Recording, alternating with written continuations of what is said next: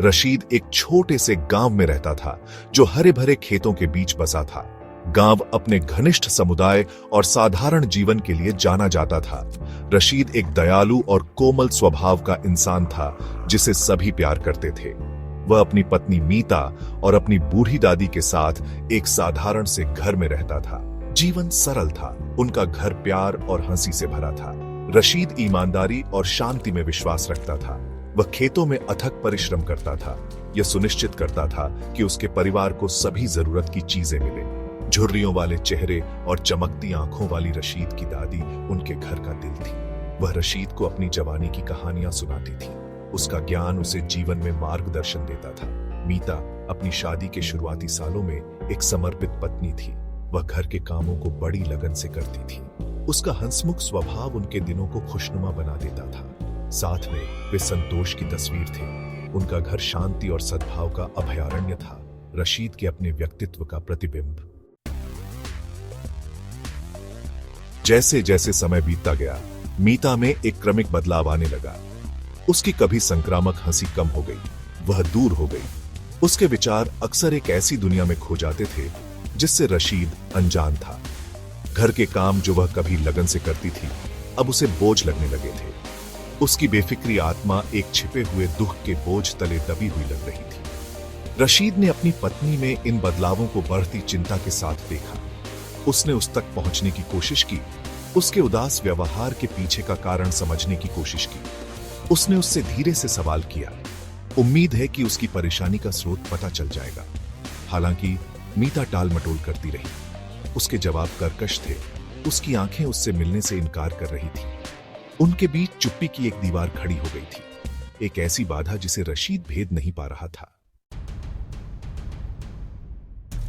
रशीद को पता नहीं था कि उनके जीवन में एक तूफान आ रहा है। मीता की बढ़ती दूरी किसी अनजान दुहक का परिणाम नहीं थी, बल्कि उसकी बेवफाई का नतीजा थी। वह अपनी शादी की पवित्रता से भटक गई थी। उसका दिल किसी और के जाल में फंस गया था। उसकी गुप्त मुलाकातें छल में डूबी हुई उसका एकमात्र सहारा बन गई।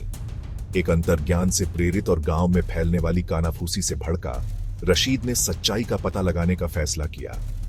एक शाम वह मीता का पीछा करने लगा। उसका दिल एक भयानक पूर्वाभास के साथ धड़क रहा था। उसके सबसे बुरे डर की पुष्टि तब हुई जब उसने मीता को गांव के बाहरी इलाके में चुपके से एक आदमी से मिलते देखा।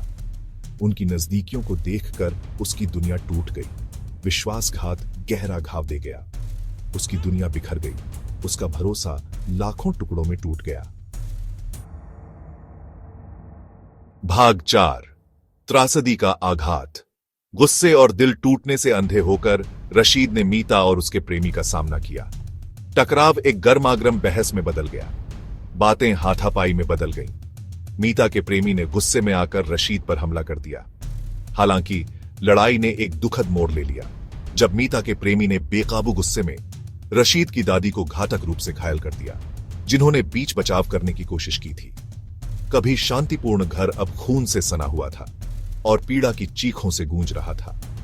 रशीद दुख और दर्द से अभिभूत केवल डर के मारे देख सकता था, क्योंकि उसकी दुनिया उसके चारों ओर बिखर रही थी। मीता के लिए उसका प्यार विश्वासघात और नफरत के कड़वे कॉकटेल में बदल गया। उसका शांतिपूर्ण जीवन बिखर गया। उसकी जगह एक अकल्पनीय दुहा स्वप्न ने ले ली। भाग 5। न्याय मिला, जख्म रह गए। त्रासदी की खबर जंगल की आग की तरह पूरे गांव में फैल गई। कभी शांति की लय के आदि ग्रामीण इस जघन्य अपराध से हिल गए थे। पुलिस ने तेजी से कार्रवाई करते हुए मीता और उसके प्रेमी को गिरफ्तार कर लिया। उन्होंने ऐलान किया कि न्याय होगा, लेकिन रशीद के लिए दर्द अभी खत्म नहीं हुआ था। कभी एकता और सद्भाव का प्रतीक रहा शांत गांव, अब विश्वासघात और हिंसा के निशान लिए हुए था। रशीद अकेला रह गया।